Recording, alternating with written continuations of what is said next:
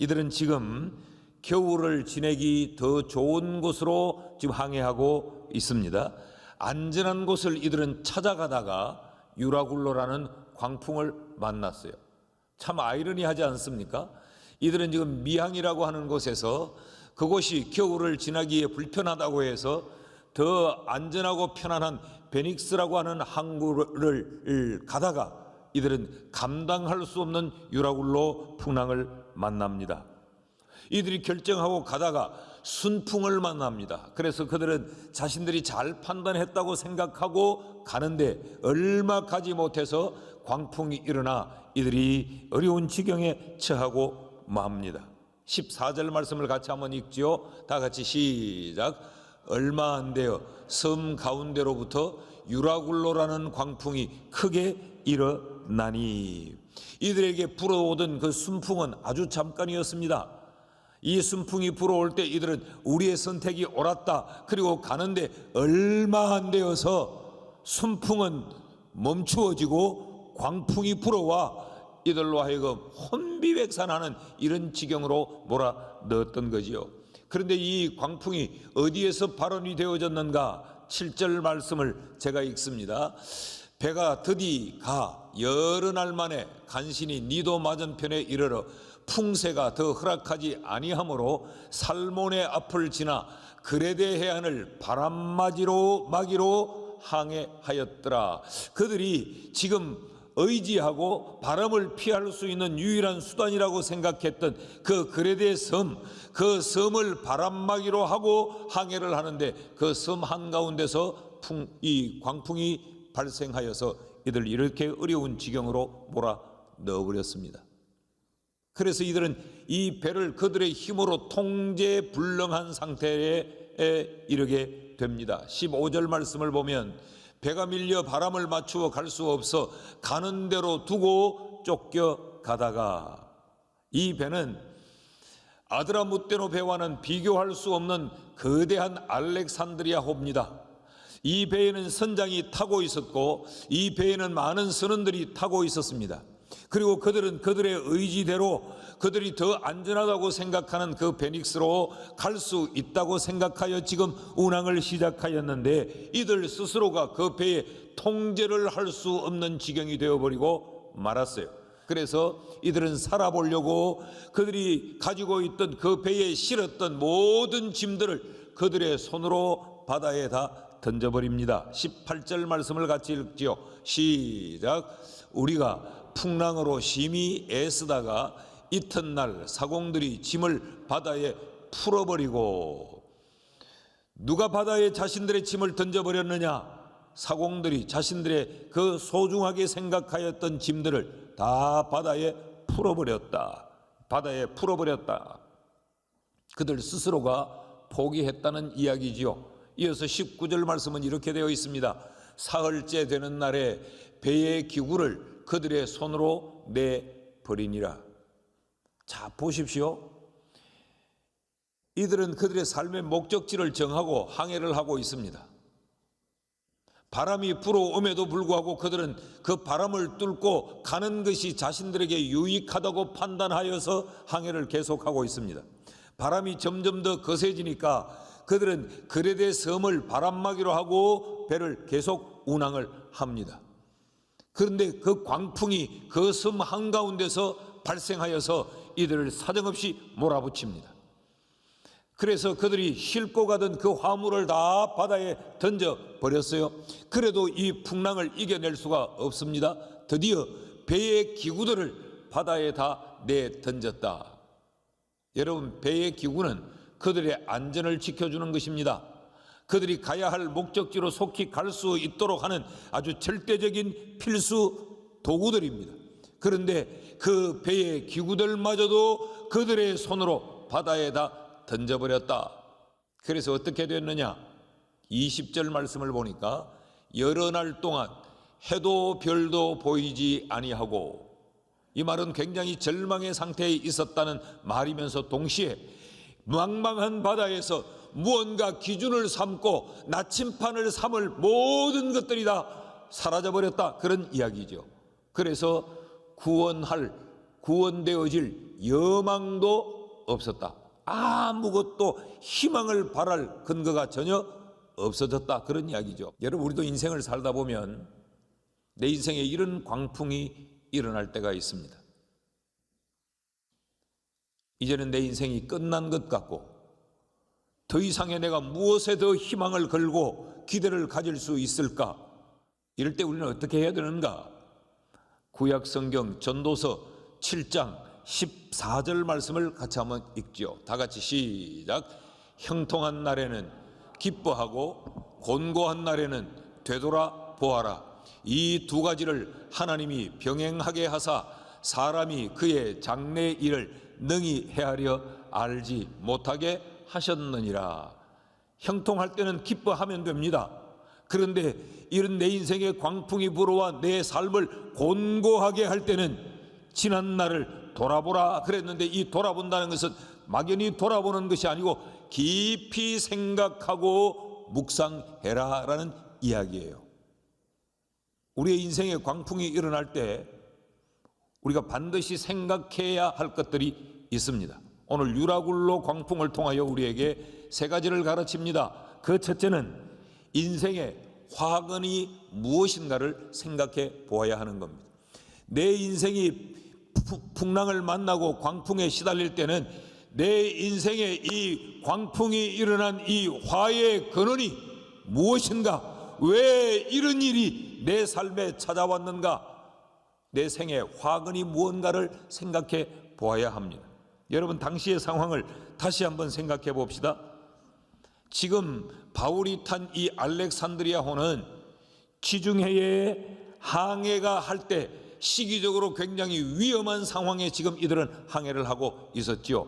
그래서 바울이 이 항해가 대단히 위험하다고 그들에게 권고했습니다. 9절 말씀을 보면 여러 날이 걸려 금식하는 절기가 이미 지났으므로 항해하기 위태한지라 바울이 그들을 권했다. 지금 환경이 항해를 할 수 없는 그런 환경이 되어 오고 있었다는 이야기입니다.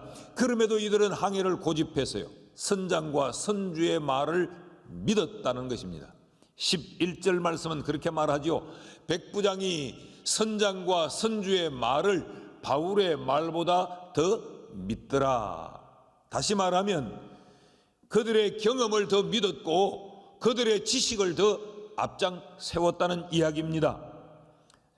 뿐만 아니라 12절 말씀 보면 사람들의 절대 다수의 이 요구를 이들은 따랐다라는 이야기예요. 12절 말씀을 보면 그 항구가 겨울을 지내기에 불편하므로 거기서 떠나 아무쪼록 베닉스에 가서 겨울을 지내자 하는 자가 더 많으니, 사람들이 그 배에 탄 사람들이 모두가 가자 이 미항보다 저 베닉스가 더 편리하고 좋다, 거기에 가야 우리가 겨울을 지날 때에 우리에게 훨씬 더 편리함이 있다, 가자. 사람들의 이 요구가 있어서 간 거죠. 자, 그렇다고 하면 결과적으로 볼 때 이 유라굴로 광풍 속으로 알렉산드리아호 배를 밀어넣은 그 장본인이 누굽니까? 그들 자신들이었어요. 이것이 유라굴로 광풍을 만나 그들의 인생이 이런 화를 겪게 된 그 원인이었습니다. 여러분, 우리의 인생에 광풍이 일어날 때 우리는 이 화근이 무엇인가를 먼저 살펴봐야 돼요. 다른 사람에게서 화근을 찾는 것이 아니라 내게서 그 화의 근원이 무엇인가를 살펴보아야 합니다. 놀랍게도 대부분 우리의 인생에 광풍이 일어나는 그 원인은 우리의 욕심과 관계되었다는 걸 아십니까?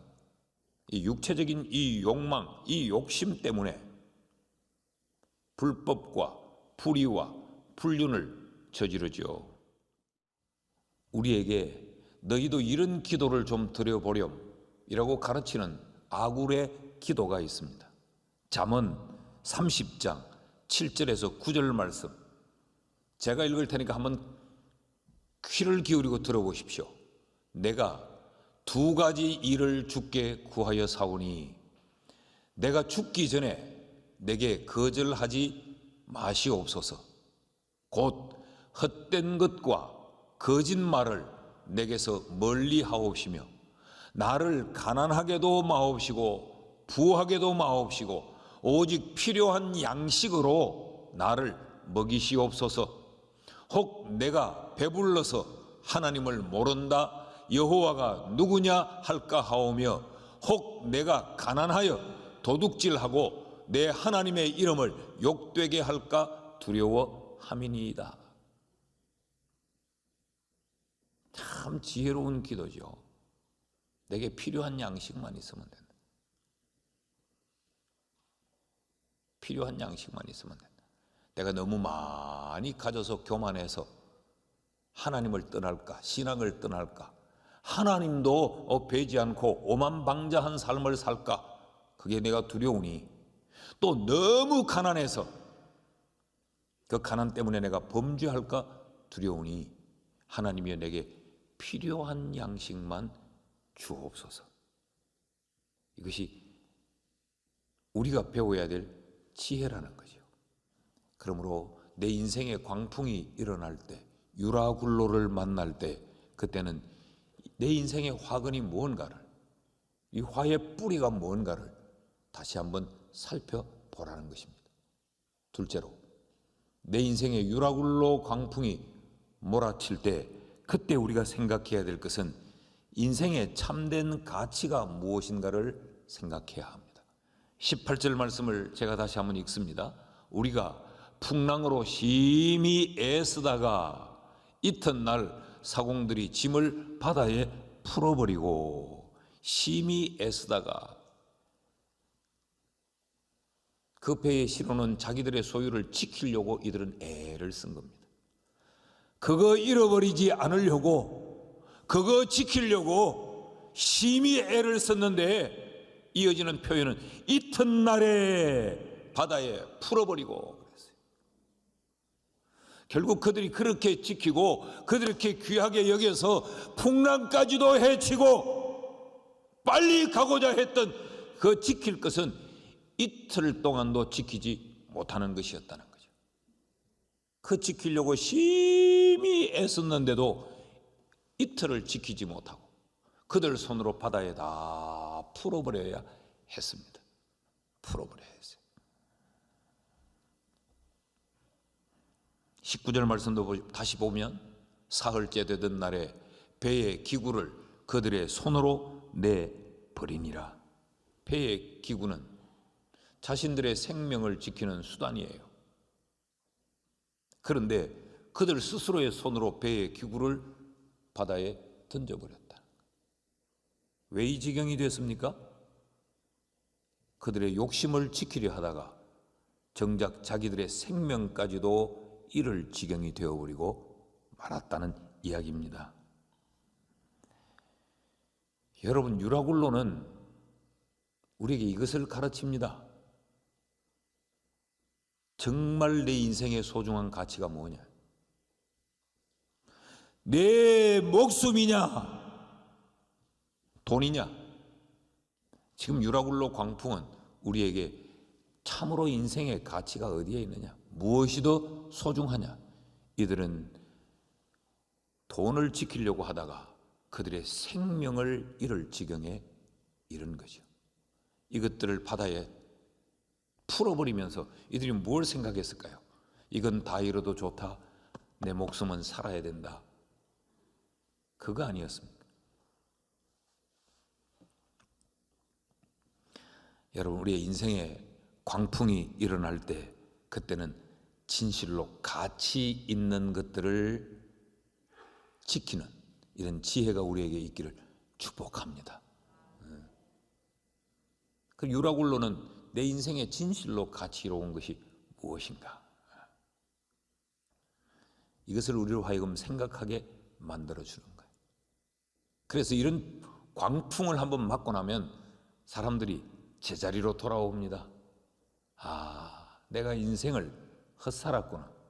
내가 지금까지 뭐에 홀려 살았는지, 이제 어떻게 살아야 될지, 그 인생의 가치를 깨닫고 인생의 이 가지치기가 이루어지는 거죠.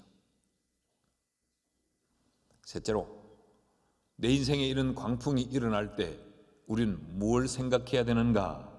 인생의 주인이 누군가를 생각해야 합니다. 유라굴로 광풍은 이들에게 너희 인생의 주인이 너희 자신이 아니요, 선장도 아니요, 선주도 아니요, 너희들의 다수의 결의도 아니요, 이것을 그들에게 분명하게 일러 주었어요. 자, 유라굴로 광풍을 만날 당시를 다시 한번 생각해 봅시다. 광풍의 진원지가 어디였습니까? 14절 말씀을 다시 보면 얼마 안 되어 섬 가운데로부터 유라굴로라는 광풍이 크게 일어나니, 이 섬은 바로 그레데 섬입니다. 그런데 이 섬을 이들은 지금 어떤 섬으로 생각하고 왔느냐? 그들로 하여금 바람을 막아줘서 그들의 항해를 순적하게 할 의지의 대상이 바로 이 그레데 섬이었어요. 7절 말씀을 다시 읽으면 배가 더디 가 여러 날 만에 간신히 니도 맞은편에 이르러 풍세가 더 허락하지 않기에 살몬의 앞을 지나 그레데 해안을 바람막이로 항해를 계속했다. 그들이 의지했던 이 그레데 섬, 그 섬 한복판에서 광풍이 발생합니다. 그러니까 그레데 섬은 그들이 진실로 의지할 것이 아니었다는 것이죠. 그들이 유라굴로 광풍을 그 섬으로부터 맞이할 줄 이들은 꿈에도 생각을 못한 거죠. 그때 이제 깨닫는 거죠. 내가 참 의지하고 기대해야 될 대상이 누군가를 그때 발견하게 되는 것 아닙니까? 풍랑을 맞는 이들의 모습 어땠는가를 성경이 표현해요. 다 성경 제가 읽지는 않겠는데 7절에도 보면 간신히 이들이 거루를 잡았다 이런 표현이 나오고 8절에도 간신히 그곳에 갔다 그런 표현, 9절에도 보면 여러 날이 걸려, 15절에 보니까 이 풍랑 때문에 가는 대로 그렇게 쫓겨 가다가 16절에도 보면 간신히 거루를 잡아, 거루라고 하는 것은 큰 배 옆에 이제 이렇게 로프를 달아서 달고 다니는 작은 나룻배를 말합니다. 그래서 큰 배가 육지 가까이에 정박을 못하면 이 배로 이렇게 연락도 하고 이럴 작은 배예요. 간신히 그 배를 끌어올리고, 그리고 17절에 보니까 이 스루디스에 걸릴까 두려워했다. 이 스루디스는 바다에 이렇게 사여져 있는 모래더미를 말합니다. 거기에 배가 이 스크루가 거기에 박혀버리면 배가 더 이상 움직이지를 못하게 되니까. 그리고 18절에 보니까 심히 애쓰다가 짐을 바다에다 풀어버리고, 19절에 보니까 배의 기구를 그들의 손으로 다 내어버리고, 이런 표현들이 뭐예요? 그들의 힘으로는 할 수 있는 것이 아무것도 없었다는 이야기입니다. 그렇게 심히 애를 쓰고 그렇게 간신히 해도 결국 유라굴로라는 광풍을 그들의 손으로는 해결할 수 없었다. 이들은 그렇게 애를 쓰고 짐을 풀어버리고 배의 기구를 바다에 던지고 거루를 잡아서 선체에 꽁꽁 얽어 매고 온갖 수단과 방법을 다 동원해도 결론은 그들은 아무것도 할 수 없었다. 유라굴로를 이겨내기 위해서 아무것도 할 수 없는 것이 아니었고 해도 안 되는 것이었어요. 이때 선장은 뭐 했습니까? 그 누구보다도 그 거대한 배를 운행할 수 있는 기술을 가졌던 선장도 아무것도 하지 못했어요. 가자고 소리쳤던 선원들도 아무 말을 할 수 없었어요. 그 절대 다수가 가야 된다 라고 결의를 했지만 이 광풍이 일어나자 그들은 지금 죽은 듯이 조용합니다. 더 웃기는 것은 30절 말씀을 보면요, 사공들이 도망하고자 하여 이물에서 닻을 내리는 채하고 그룻배를 바다에 내려놓거늘. 유라굴로 광풍을 만나니까 선장도 쏙 들어가 버렸어요. 그 잘난 척하면서 이야기하다가 가자고 소리치는 그 힘 있는 이 선주들, 그들도 조용해져 버렸어요. 사공들은 몰래 거루를 다시 내려놓고 그 배를 타고 도망을 갈 이 작정을 한 겁니다. 20절 말씀을 보면요, 여러 날 동안 해도 별도 보이지 아니하고 큰 풍랑이 그대로 있음에 구원의 여망마저 없어졌더라. 풍랑은 그대로 있었어요. 유라굴로는.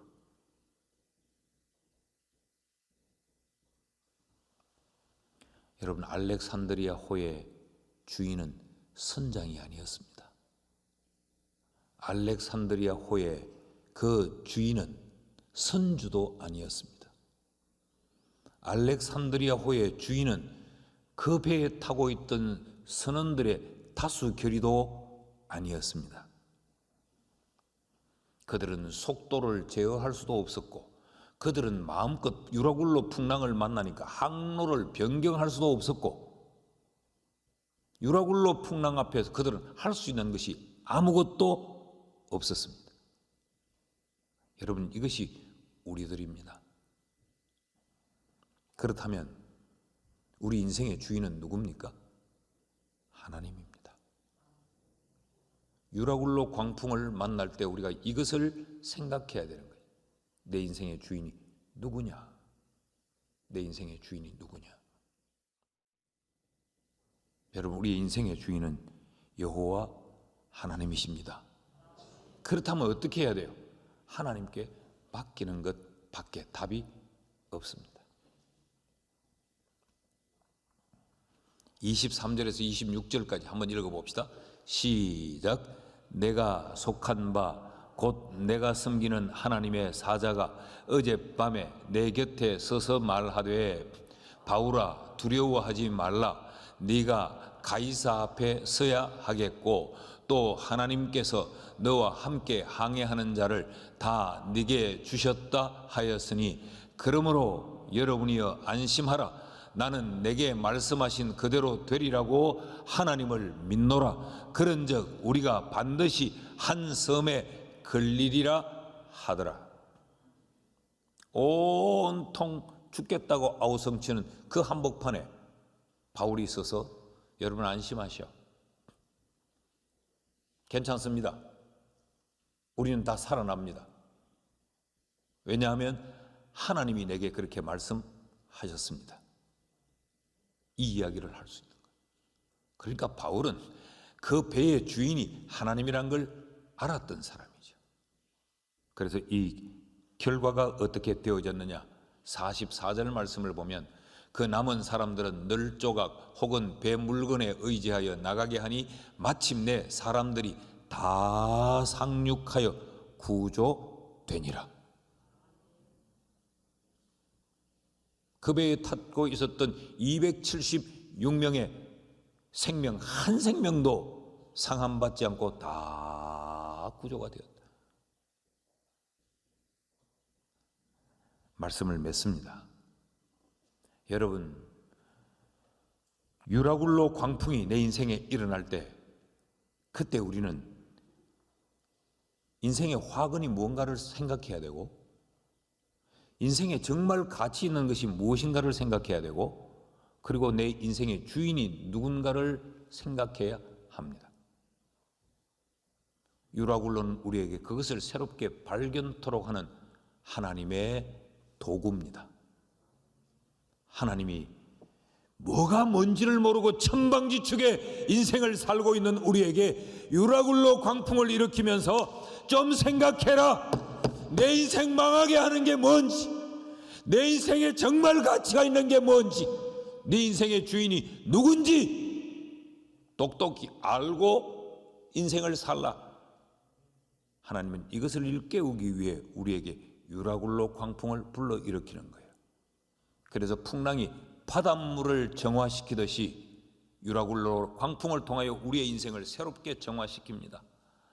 이 광풍으로 인하여 바닷물을 정화하여서 그 바다가 생명력을 유지할 수 있도록 만드는 것처럼, 하나님은 내 인생에 유라굴로 광풍을 일으켜서 내가 사람답게 살아갈 수 있도록 하나님은 우리를 새롭게 세운다는 이야기입니다.